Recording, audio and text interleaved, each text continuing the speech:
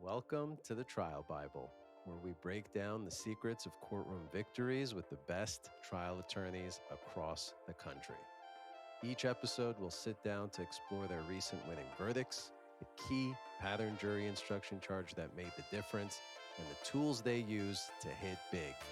Let's go.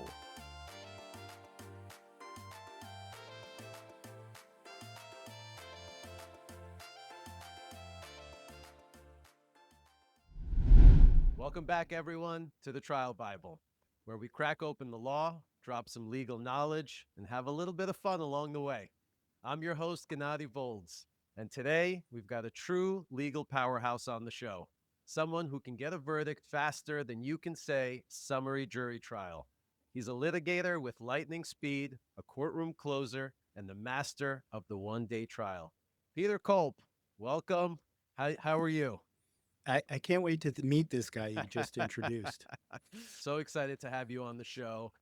Personally, because I know you as a good friend, but also because I love these summary jury trials, and you are the guy that needs to tell our audience all about them.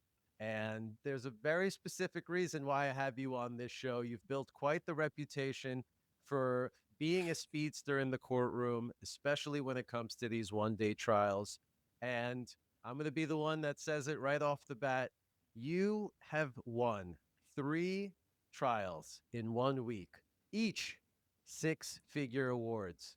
And that was just a few months ago. So we're going to coin the term three-peat on this show officially.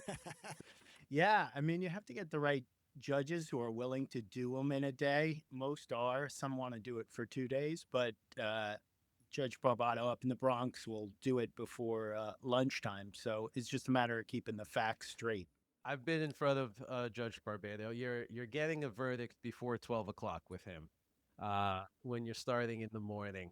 He was actually very disappointed that mine went uh, after 1 o'clock, so we had to take a lunch break.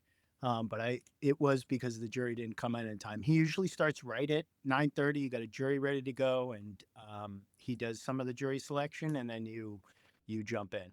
So today we're going to dive into what makes a summary jury trial so unique in New York, how you've been able to ace them the way you've been doing. You've been very successful with them. And we'd like to look at the three trials that you handled in that 1 week and kind of break down the how and why of each of those victories. So buckle up, folks. We're going to be speeding through this one. So before we even get to it, Pete, I want you to explain to someone, most of our listeners are attorneys, but some aren't. What is a summary jury trial? Yeah, so a summary jury trial, if they're liability and damages, is just taking all the experts and doctors that you have and putting it into a packet. It's a numbered packet. So typically your police reports going in there, all your medicals, your operative report, you put it in one packet, and the defense has another packet. And before the trial, you have an evidentiary hearing to either stipulate or hammer out all the packets. And so they they are set usually 1 to 12 exhibits, and then when you go in for a summary jury trial, you're picking a jury and you have your exhibits. Plaintiff and defendant typically testify, and that's it. So for those of you listening in New York, a summary jury trial, you're going to agree with the other side to parameters. This is a binding trial. This is not like mediation. It's a binding trial where you agree to a high low, and that's what the verdict will be limited to what that high low is. In addition to that, there's time restraints here, right? Typically, almost all the judges will hold you to these time restraints, which is 10 minutes for opening for each side, an hour to present your case, and 10 minutes for closing. Does that sound about right, Pete? Yeah, that's dead on. What about jury selection? Is there a time period for that? Yeah, you got an hour. So, and that includes defense and plaintiff. And certain jurisdictions, they really hold you to the hour. Barbato, he does most of it himself and gives you maybe 10 minutes. So it depends on the judge. I know they're doing it across the country now. I know Arizona's starting to do them. I'm not sure any other jurisdictions, but them's the rules. Them's the rules of the game, summary jury trial game. 10 minutes for jury selection. Sounds Yeah. insane. So, Pete, you have about an hour to select your jury. What kinds of things are you going through with them, and how are you doing it quickly enough to figure out who's going to be on your side and who isn't? I always do. There's about 3 or 4 things I always do. And part of me hesitates because, like, when you talk about these things, they sound gimmicky, but they are always my intro just because I believe it sets the stage. And I will pull out this Their jury ballot cards. and I'll say, you all went to your mailbox at some point in the last few months and you said, yes, the golden ticket. I have won. I'm in jury duty.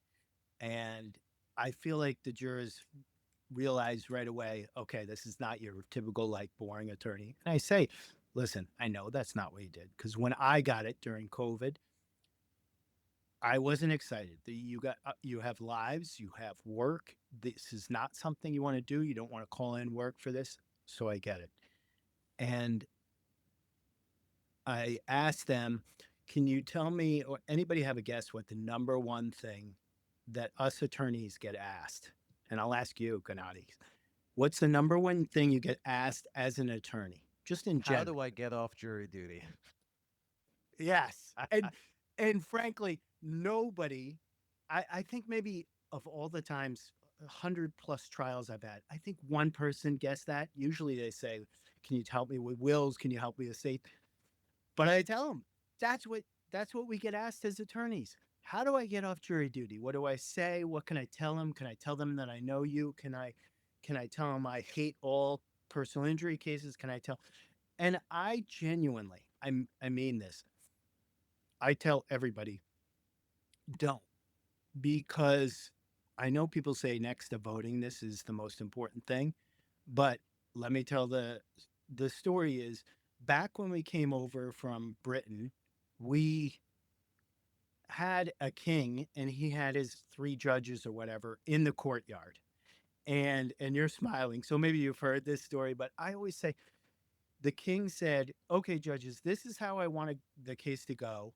And on Friday, you get your gold. So the case is going to go the way I want it to go, isn't it, judges? Yes, king, we like our gold. We want it to go this way. So I tell friends and family and people that ask, so don't. The reason we came over here and we fought for this is we're the only country in the world that has juries for civil cases. So, and the reason we do that is because we don't want a king deciding how our cases are going to go. And so we have 6 jurors decide our cases. And it's important. And I know you weren't excited when you got this little, golden ticket, but that's why we have it. Is everybody okay with that concept? And I think that's important. The beauty That's of what you just said and did is one, you're becoming very relatable very quickly. With that, here's the ballot, and this is the golden ticket. They immediately understand that you understand that they don't want to be here. That makes you relatable to them. yeah. But then you also follow up with the significance of what it is that they're doing there. Now, do you mention to them that this is a 1 day trial? Do you talk about uh, anything to do with this will be a limited scope? Yeah, it's important because you also see them light up, and I'll say, listen, if you're going to be on jury duty, this is the case to be on because my client has agreed to this pilot program that's a summary jury trial, and you're going to be out of here by 4:30. The only reason you would not be done by 4:30 is if you're still deliberating. The judge is not going to cut you off. So most of the time they'll have the case by 2:30, or in the Bronx by like 12 o'clock. But I'll tell them, if you're going to be on jury duty, this is the case you want to be on. And then I have to talk to them about in jury selection. I'll show them a packet and I'll say, there are some people who say, I need to see each of these witnesses. You have 7 doctors there. I want to see them on the stand and look at them. There are other people who say, if they're going to just say what's in the reports and those exhibits, and if they took the stand, they would say what's in those reports, then I'm okay with that. I'd rather not waste the time of somebody coming in, testifying, and spending several hours. So I tell them right up front that this is the type of case and that they want to be on this case. I like to ask them, is it okay with you if I bring this case to you as quickly as I can? Is That's it a good okay one. with you if I Yeah. make you a promise that if I call any witness, it won't be more than 20 minutes? Is that okay with you? And it gets them Yeah. That's good. excited to want to be there. Are you ever mentioning how making sure that just because this is a 1 day trial doesn't mean it's not a significant case? It doesn't mean that we're not going to be asking for a lot of money? Yeah. Yeah. I think you have to say, just because it's essentially what you just said with the caveat that just because it lasts a day, it's just as serious case as any other case that's in the courtroom. But they've agreed to this pilot program to expedite the case. 10 minutes for opening, an hour to present, including putting on any witnesses, going through your packet, 10 minutes to close. It's like the speed dating version of a full blown trial. It really is, right? And listen, I guess we should say it's. I'm sure there's people listening to this, and they're like, "Well, why would anybody agree to this?" And I guess it's important to say the on both sides, you're eliminating paying an expert 5 to 12, 14, $16,000. So both sides are cutting out that aspect of the case. The insurance companies, because of the high low that you mentioned, they're capping the case at their policy. So they're happy. The client, I'm telling, listen, you're going to save 10 grand on an expert coming in to try, and your case is going to be done in a day as opposed to what could be a week, 2 weeks trial. So both sides have um, a benefit of agreeing to these SJTs. I know also a lot of firms will say, but I don't want to do this. I want the sky is the limit. But, and maybe, listen, we're both smiling. There are cases where it's not right, right? If you have a huge policy, but even then you may want to put a decent low and a high and bracket it off. But most people want their doctors in those huge cases. So, this is one of the most talked about conversations that I have with firms that I work with, and I'm sure you do too, is ultimately deciding, is this the right case for an SJT, and kind of figuring out, do we do this as an SJT or not? And what I've been experiencing is a lot of firms are skeptical of the SJT 1 day trial. They're skeptical when there's a large policy, a million plus policy, and they say, I don't really see a jury awarding that kind of money on a 1 day Yeah. trial. And the way I have been talking to these attorneys is if the matter is simple enough, if the issue here is simple enough, there is no need for a full blown trial. If this is a simple liability case or a simple damages where you just know what the injury is and you know what, we've gotten very good at isolating what it is the issue is in these cases that the jury needs. We are both living proof, and others as well, that you could hit big on these SJTs. We are now doing parameters of 250 on the bottom and a million on the top. And that is now the new norm. Yeah. That's why I'm so excited Yeah. for this episode for us to talk about. We are easily getting six figures on these 1 day trials now that we've kind of figured out, our way and how to present the injuries in a very quick and to the point uh, way to this jury. Would you agree? 100%. And even more so, Gennady, look at the way the world's going, right? The attention span of people is small. Like they don't want to spend 2 weeks in a jury box, right? I have an 11 and an 8-year old. You think he's paying attention in a 2, 3 week trial when he's eligible in 7 years from now? He's going to be crawling the walls. This is, I think, SJTs are the future of cases. I think people that think otherwise are not appreciating what's going on in our world in terms of the attention spans and whatnot. But listen, there's hesitation. I want my expert explaining to a jury. You and I both know that both that that every juror that we've talked to will say three things. I heard both experts and they both canceled each other, right? How many Yep. times have you heard that? Like, and you're like, how could you say that? We spent so much time. That's how they see it. By the way, I've heard of that one so much that now it's a mandatory question for me in my jury selection. Do you think that just because two experts are going to come before you and give two very different opinions, does that cancel each other out? Or are you able to use your common sense and focus on the evidence that's being presented and judge each expert like you do the witnesses and judge their credibility and judge their opinion? How do you feel about that? And I start doing that now on all my cases because I've heard that one so much. No, that's a good one. I've heard that, or I'll say in jury selection, do you think that a doctor can take the stand, swear to tell the truth, nothing but the truth, but because and I gesture to make it very clear, because of what's going in their pocket, that they may have a skewed view. I want you to pay really close attention to the defense doctor in this case. But I think that's the biggest hesitation, looping back to what you were talking about. It's the hesitation with firms. No, we want them to hear our doctor because he's good.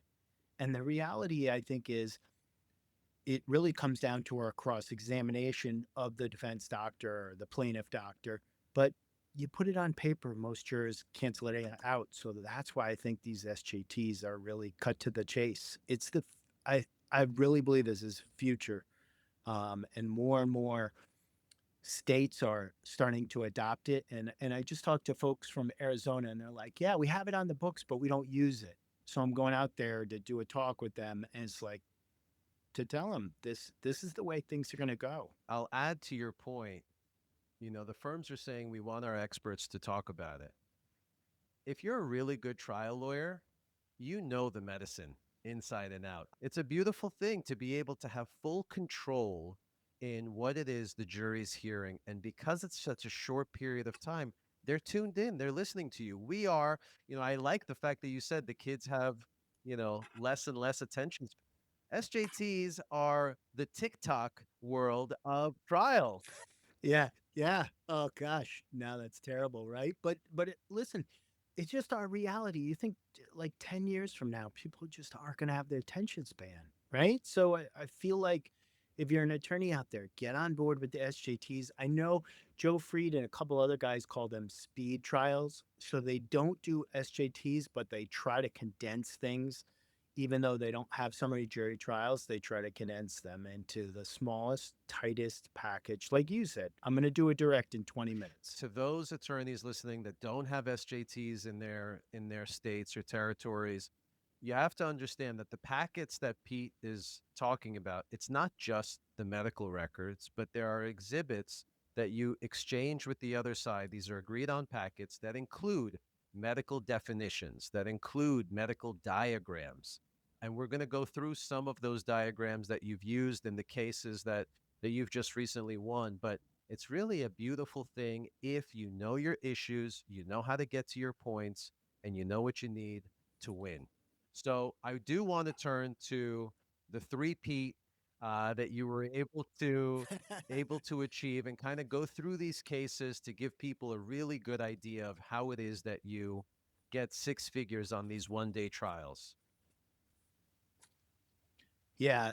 Listen, and I've had people ask, like, why would you set that up? It's too much and you're not giving it time and attention. As we've come out of COVID, courts are pushing these cases so much that you're having it too. So it's not that unusual, but they line these up. And I had the judges say, we're not moving it just because you have a trial on Wednesday. We're not moving it because you have a trial on Thursday. So they were like, you're doing these. And I had one other where I tried to three-peat and I won the first two and I lost the third one. So it didn't count. So uh, that's a little bit of the context. I know people would say, well, that's not fair to your clients, or were you doing this just to get the three-peat? And Um, yeah, I did think it was fun. Show me a law firm owner that would say no to three six-figure trial verdict wins in 1 week. In hindsight, though, Gennady, they might say on that Tuesday before he started, like, how are you going to get these straight? You're not going to be able to win these all. You're not going to be able to prep 3 one-day trials in time. So it took like 3 weeks to really meet with the clients multiple times so that they had it. Well, look, winning a regular trial is hard enough with preparation. Winning these SJTs, you really have to be prepared. There is no ifs, ands, or Yeah. buts about it. If you are not prepared, if you don't know these cases in and out, if you don't know the issues, if you don't know what these reports and medical documents say ahead of time, then don't do it. Then this is not for you. Uh, and I think the reason you've been so successful, why I've been successful, is because we really spend a good amount of time preparing these packets and knowing these packets in and out. Some of these packets are, anywhere between 100 pages to 800 pages. One of the cases that we're going to talk about today, you sent me an 800-page packet of of medical records. So let's get to it. I want to talk Yeah. about the first case with you. And all this happened in March of this year. So the first case is Chanda versus Singh. Tell me a little bit about just how the accident occurred and set up the SJT for us. With all these cases, they start to the defensive issues and the plaintiff issues all there's probably 10 things, right? You and I know it's like these are the 10 things. And after you do so many of these SJTs, you're like, okay, I have to prepare for these 10 things. So you'll see, I think, in these three. Chanda was driving and his car, his story was that he's hit in the rear. The defendant's story was he had changed lanes and then Chanda went in front of him and hit him like that. So sort of a stop short, you changed lanes in front of me. So SJTs can also be broken up into either liability only, damages only, or both. This first one that you had was liability and damages on a motor Correct. vehicle accident. All right. What were the injuries for Mr. Chanda? So Chanda had a left shoulder slap tear and he had arthro surgery on his left shoulder. He had some herniations and bulges, but the main focus was the shoulder.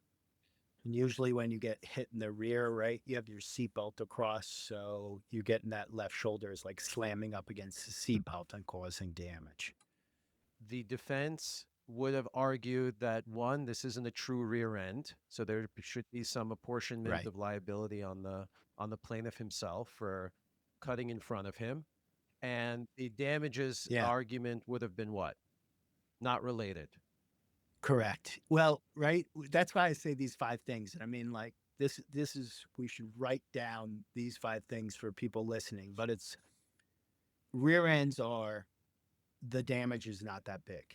Look at there's barely a scratch on that fender. But you're talking about two 2,500-pound cars slamming, and it's what's happening. What's happening to your neck? It's going forward and it's crushing. Right. That's whiplash. And there may be no damage from that, just the fenders smashing together. I'll literally push a chair, right? You know this one where you push a chair and say there could be a 5-year-old kid, and I could slam this chair, the kid would go flying, and there's no damage to the chair. But if I had a 50-year-old in there, or you and I in there, and you hit the chair, we could go flying and get hurt.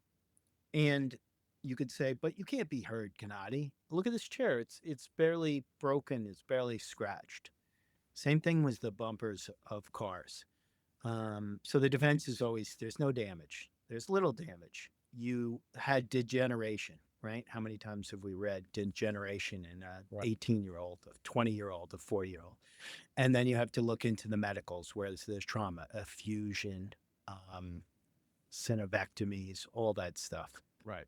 So what do you do here on this one? You have your client testifying on both liability and damages. How long are you letting your client testify for? This guy was tough. There was a real language barrier, but it wasn't. enough to do a translator. And I don't know about you, but when I can get away with not using a translator, I feel like juries get frustrated. You're doubling the time. But if they understand enough, but his accent was pretty thick, but he could speak. Um, but I'm a big fan of one, if they're a tough client or if they're just not a very, if they're like, I like to say, if they're just a simple client, get them on, get them off. 20 minutes, 30 minutes if I can. 20 minutes is my maximum with a client. I want the jury hearing more from Is me than from them. And I'd rather save a little bit of time on cross if I need to cross, the defendant. And I think 20 minutes is that perfect sweet spot. If all you have is an hour, I'd like to spend as much of that hour talking about the medicine, talking about the injury, and talking about how the injury is absolutely caused from this accident. yeah, How did you end up doing on liability in this case? we won 100%. I don't think they believed how the defendant explained the story, and when he said they switched, he got tripped up on when he switched lanes and whatnot, and the impact. Right, so you look at the police report and you notice the impact is directly in the middle. You would expect if my guy switched lanes that he would have like clipped him or it would have been more on the driver's side. But I would tell folks out there really look at the police report where the impacts are and the photos, because that'll tell the tale of what And really happened. But he got tripped up. the police report is an exhibit part of this packet that you're pulling up for them, correct? I don't know if this helps, but your police report, here's where your this is the car, and it tells you usually where the impacts are, and over here, it'll say number one, and that's a rear end. They'll oftentimes say no toe or toe. Here's where you have the rear end and whatnot. All right. So I want to get into the damage portion. How are you? Let's talk about this case in particular. It's a left shoulder labral tear, slap tear, arthroscopic surgery. Give us a little taste for how you're just diving into explaining to a jury the left shoulder anatomy and kind of what you're talking about to them. In, in terms of like in closing, I Well, guess do we would you talk do it about at this. closing? So that's a great point. You have the hour. How do you Yeah. typically use that hour, I guess is a better question for me when it comes to going over the packet or talking about the injury. I think you have to set it up in voir dire in terms of soft tissue and hard tissue and x-rays. I always, always, always, always in jury selection will tell a jury, listen, this is a soft tissue injury. A hard tissue injury, you're going to see an x-ray and you're going to see broken bones. And they, when you have a broken bone or bleeding right away, you have to go immediately to the hospital. Soft tissue injuries, you can wait. And I'll use two analogies. One, I'll talk to them if I see a couple people on their jury selection have go to the gym or work out. I'll say, hey, have you ever gone to the gym and you have your best workout ever and you lift the most weight you ever lifted and you feel great? And if I stopped you right after the gym, you'd say, I feel great. And then that night you say, oh, that was not a good idea. I should not have tried to bench 250 pounds today because I think I hurt something. That's soft tissue. That's when you don't know right away. And I'll say that because I think it's really important. All our clients with soft tissue injuries, they're going to walk into the courtroom and it's 5 years later and they have a herniated disc. I can't look at you and say, Gennady, it looks like you have two herniated discs in your neck and you have a shoulder tear. But I'm sitting here right now and I had an ACL replacement, um, you know, in April, and you can't, other than a minor limp, you can't really tell with me. And the jury's going to say, how am I going to give a lot of money to a person that I look at? They look fine. So I'm happy you mentioned that because we have to refer back to the PJI in these episodes. I think the two that we talk about the most in these motor vehicle SJTs are PJI 288E, which is the no fault loss serious injury, permanent consequential limitation of use of body organ or member, and 288F, which is the no fault loss, serious injury, significant limitation of use of body function or system. Those are the two questions that most of these jurors get that they have to say yes to, and then they get to the money question. So, what do you do, Pete, specifically? Let's talk about this left shoulder tear and scope to prove to a jury that you've met that burden of showing them a significant limitation to this person's left shoulder. What are you saying to them? I just boil it down to the simplest, and it's not just for the jury. It's because I don't think I'm that smart, to be honest, that I just like, if I understand it in its most basic sense, then I can convey it to them.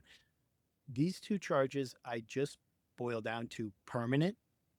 One is about permanent, and the other is about limitations, right? And the law goes into great detail and they muck it up and they say, I don't know about you, but when the judge reads these two charges, every time I cringe because I'm like, it's so convoluted, and I'm not sure any jury understands it. I'm not even sure that most attorneys understand it, but I break it down into permanent and limitations. And I say, this case is about, the defense is going to say two things. He was already broken, or they're going to say he's not that broken. Right. And I use the broken window example. Something can be cracked. And I say, they broke it. They got to fix it all the time. I used it yesterday in the case I won yesterday. I says broken window, and defense came back and he said, I'm going to prove to you that it was already broken, which was crazy. Right. Where's the MRIs from Right. before this accident that was already broken? Right. So, but I say that to answer your question. Sorry, it sounded long winded, but I will say to them, look at what the defense is saying. The defense is saying in their MRIs that everything was degenerative and everything was past and it happened, but there's no trauma indicated in their records. In our records, you will see synovitis, edemas, you will see tearing, newly tearing. And the final narrative always tells the story of permanent. Often I'll say their defense doctors does not use the goniometer. I've told you this one, I'm sure, but they never use the goniometer. I always ask that if you take away one thing, people listen to this, the defense doctors never use a goniometer, and they don't because they eyeball it, and they don't because they know that what they're going to report is that Simone Biles, the Olympic gold medalist, was in that room with them, and she had perfect range of motion. And our doctors in the final narrative actually do the range of motion, and they say that this is permanent, and the final narrative is usually multiple years. So most of these final narratives were 3, 4, 5 years down the road, and they give us the permanent limitations. So I just break them up into permanent and limitations. And you find that to be successful when you break it down, when you simplify it like that for a jury, they start to get it. Yeah, I think you have to, right? They just have to see those questions as permanent from the final narrative or limitations. And I'll tell them, like with the shoulder arthro, I'm hammering away at limitations. Limitations equals range of motion, what the range of motion is. So it could be 40 degrees, 50 degrees. And I boil it down into, because they'll give what the normal range of motion is and they'll tell what it is. So I try to break it down to he's 35% loss for range of motion. I'm going to pull up here an image. Is this something similar to what you would be showing them when you're talking about the anatomy of the shoulder and explaining what the injury is and how it's affecting his everyday use? Yeah. Or I'll actually bring in like our herniated disc. I bring in an actual shoulder and say, here's the rotator cuff. It was ripped. And then I'll go through the motions. Like if you're hitting the rear, your left shoulder is going forward. Awesome. So, how much did you end up winning on this one? Chanda was 300,000. Not bad for a day's work. I want to move on to the second case, which was the following day. You were picking, so the Yeah, first one you were picking in the Bronx. The second one was the Abbott case, which you were picking in Queens. correct. Long Island City. So my understanding that this was damages only. makes your life a little Hmm. bit easier to not have to waste time on liability. This is a damages Right. only motor vehicle accident where I believe the injury was full thickness tear to his right shoulder, tendon tear to the left shoulder. He underwent arthroscopic surgery on the left shoulder, and he had some bulging and Correct. herniations in the lumbar spine. What do, what do you remember Yeah. about this one that was key for you? He was a carpenter, right? And he was a hardworking guy, an older guy, but he could tell, he really told the story about how his life changed as a carpenter because his left shoulder was torn up. So he was, this sad story of these. How many times have we had clients where their life changes because their work is basically, if not eliminated, really altered. I know on this one you did have an issue, and I'm sure the defense brought it up, where Mr. Abbott started treating 2 weeks post accident. What are you doing in that scenario? What are you talking about to the jury, and when are you bringing that up? If there's a secret to my success, I would say it's I always meet with a client 3 times. No matter, actually this last case I could only meet with him twice. I'll always meet with him 3 times on 3 different days because I feel like it really sinks into the client what they did. And sometimes these cases, like look at the Abbott case, is a 2020. His accident was 2019. Here we are in 2025. They can't remember. This client, he called for an appointment and they didn't get him in right away, but he was sort of sitting around the house. A lot of these guys, I don't know if you found this, but there's some tough guys that get into accidents. I know we're not just saying that, and they think that they can just sort of tough it out, and they don't. So this guy tried to tough it out for a week, then he realizes it's not working, then he calls to make an appointment, and it takes another week.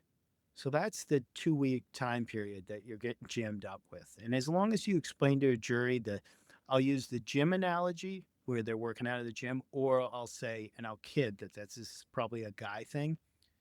You ever run to the subway or whoever's running where and you trip and you fall and it's just an ugly fall and you just look stupid and you get up and people are like, "Are you okay? Are you okay?" And we're guys, so we're like, "Yeah, I'm fine. I'm fine." And then that night you're like limping. And I know it's kind of a guy thing, but it's like we like to think that we're okay, that we're tough, don't and we're embarrassed. So I think that's what happens. And I tell juries, have you ever had that experience? Raise your hand. And either the gym or the stairs. And in this case, it was 2 weeks and he tried to tough it out and then he tried to get an appointment and it took a week. That's the 2 week explanation. Getting to know your client is a big part of these SJTs. You can't represent someone that you don't understand and you don't really know. The game changer that I've experienced probably in the last year and a half for me is I did what you did. I met with them multiple times, 2 to 3 times before trial. I started taking walks with them. I would ask them to come to my office and I could get, as much as I could get from them. And I said, you know what, let's go downstairs. Let's go for a cup of coffee or tea, whatever it is that they drink. And we'd leave the office. And I have found that I am getting more information about who these people are in this 5 minute walk than in the hour we were sitting with each other in the office. There is something about they feel nervous walking into a lawyer's office. They feel nervous. They're not sure what to say. They're not sure what the right thing to say is. Yeah. And as soon as you take them out of that environment, everything kind of changes. I have the benefit of, I mean, you do too. Your office is right across the street from the Brooklyn courthouse. My office is right across the street from the Manhattan courthouse. I say, let's go take a walk. And then we start taking a walk and I Yeah. show them the courthouse or I'm grabbing coffee and I'm still kind of inquiring about who they are and what they do. And that has been a game changer for me in being able to truly represent them and who they are and how these injuries have affected them. So I encourage any lawyer, just try it. Meet with your client in the Yeah. office and then go take a walk and see how much you're about to gain from that walk. It's really powerful, powerful stuff. I highly recommend it. I like to think we really if we say falling in love with our clients is a strong, it sounds too strong. And listen, there's clients that some are rough, right? It's just that's a reality of what we do. Some are rough. They may be simple folks, or they just had a tough life or whatever it is. But the ones where you sit down and learn and listen, sometimes you're like, I just don't have time, or this or the other. But I had a Vietnam vet who blew up his knee from a bouncing Betty in Vietnam. He got in a car accident and needed a knee replacement. So you can imagine the defense was like, you know, it, this guy blew his knee up and now he's getting a knee repair because of an accident. But because he couldn't walk that well, he just sit with him in his home with all the craziness that was going on in his house. And I just like fell in love with this guy. And if you think there's a better way to do a great summation than sitting with your client and really feeling like you like them. And I know people talk about it and it seems cliched, but man, getting to know them and their story inspires you to do a summation on, right? That's why we do what we do. And that's I think why we robotic defense attorneys lose. We're making it human. Nick Rowley, has a whole group called Trials by Human. That's what it's all about. Getting to the basic uh, EQ levels with your client of really understanding their story. Yeah, I think there's no shortcuts. And honestly, it's the one thing that makes me happy because I'm like, I am not smarter than most of these attorneys. I don't write briefs better than I do better motions. Thankfully we have AI now, but it's we do connect with our clients, and I think a jury senses that, and they can get angry and fight and be mad, or they can. It's not sympathy. I know it's like don't use sympathy. It's more, man, that is not right. Well, sympathy is you're feeling Persons. bad for someone. Empathy is you're understanding what that person is going through. That's the that's the difference. Yeah. Look at you. I use, Look at you. You're just a regular Webster's dictionary. I use that at trial, and I say to them, because the defendant says up and down, there's no place for sympathy. That's true, but empathy, there is a place for. You, you're to understand what Yeah. they went through. We're not asking for sympathy. Um, I I know it sounds like you may do this too, but it's like I know a bunch of attorneys come right out with it and said, "I don't want your sympathy, and my client doesn't want your sympathy. We want justice and stuff." But I haven't quite found what rings true for me. But I like what you're This is saying. why we do these talks so that we learn from each other. That's right. No one needs to reinvent the Yes. wheel. Um, it's all about just doing right by our clients. So on Abbott, the two shoulders torn, one Yep. surgery. How much did you get on that one the next day? Two hundred Eh, thirteen not thousand. bad, not bad. I know. I really lowered the bar on after the first day. And so you have a third one the following day. Oh my God, I can't even imagine what this week was like for you, which is the I John know. case, where I'm just going to summarize it just a bit. 31-year-old male involved in a rear end. This is a damages only case, complains about his back and his left knee, and ends up getting an arthroscopic surgery on the left knee. Tell us a little bit about that one. Yeah, young guy who was 31 years old at the time of the accident, hit from behind. He was just really, he was a good kid, a nice kid. He was really smart too. He remembered all the facts. So I was glad because, that night after the second trial, I was like, man, I can't mess this up because I had one before. I won two and then lost the third one. And the one in that case, the defendant was like, yeah, I've never seen that plaintiff. So he gets up on the stand. He's like, I've never seen that plaintiff before. He wasn't the guy driving the car. The other guy was, or something. I mean, we never have Perry Mason moments, but that was a Perry Mason moment. And I was like, what just happened? So I was so pissed. I lost the last chance of the three-peat. So this one, I can't give up. Stay, cut the eye, Mickey. Pull it together. Turns out the last one, the guy was smart. He was a good kid. He was young. He gets hit in the rear, and that one's Brandon John, it's a $250,000 verdict, 250 verdict. That's incredible. I want to talk about the knee for a He- moment because the knee injury is one that I really like. It's one that I've been extremely successful on. I've gotten juries to award over $700,000 on a knee tear, no surgery, just by explaining the meniscus, the function of it, the appreciation. You know, I even do the bouncing up and down in court, just shifting weight from one knee to the other and how painful that might be when you see that tear and showing them you know, the visual models of the knee anatomy. How much do you spend on the anatomy when you're talking about these injuries in these trials?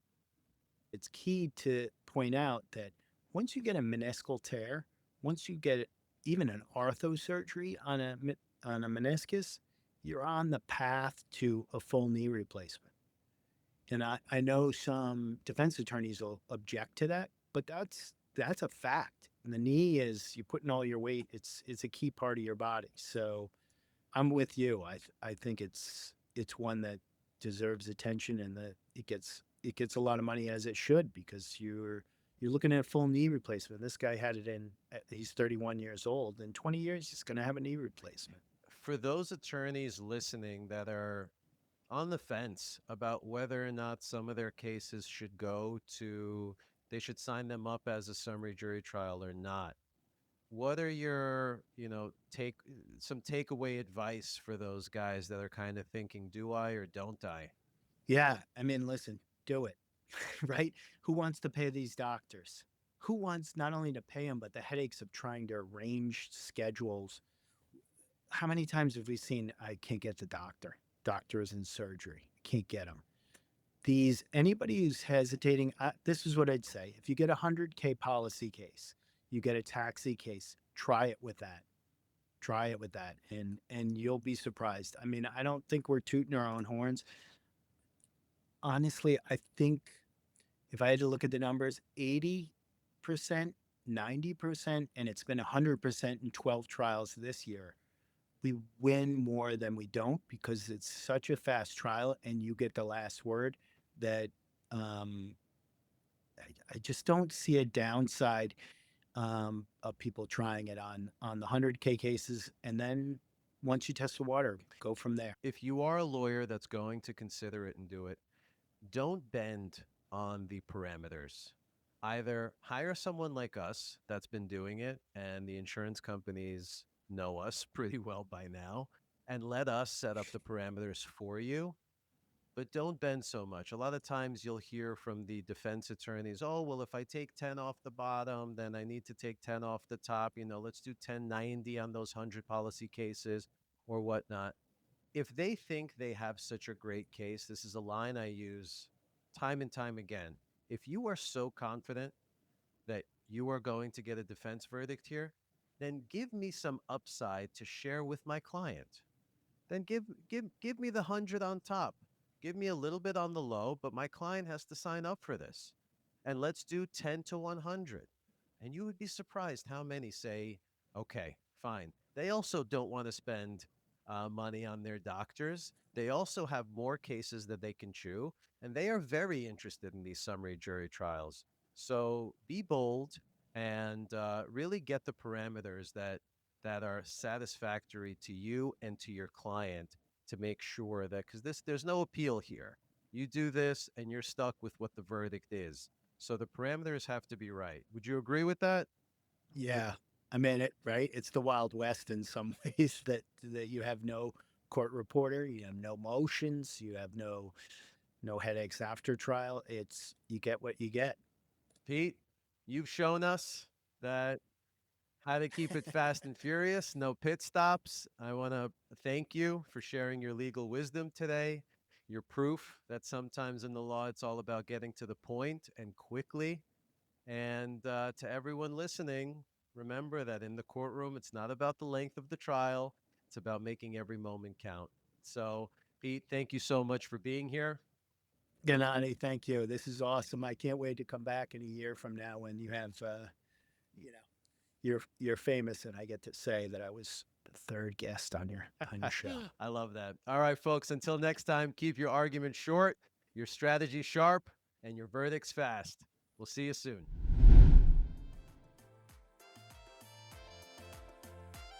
That's a wrap for this episode of The Trial Bible. We hope you've gained some valuable insights. Don't forget to subscribe, rate, and review so you never miss an episode packed with winning tactics and expert advice. Thanks for tuning in.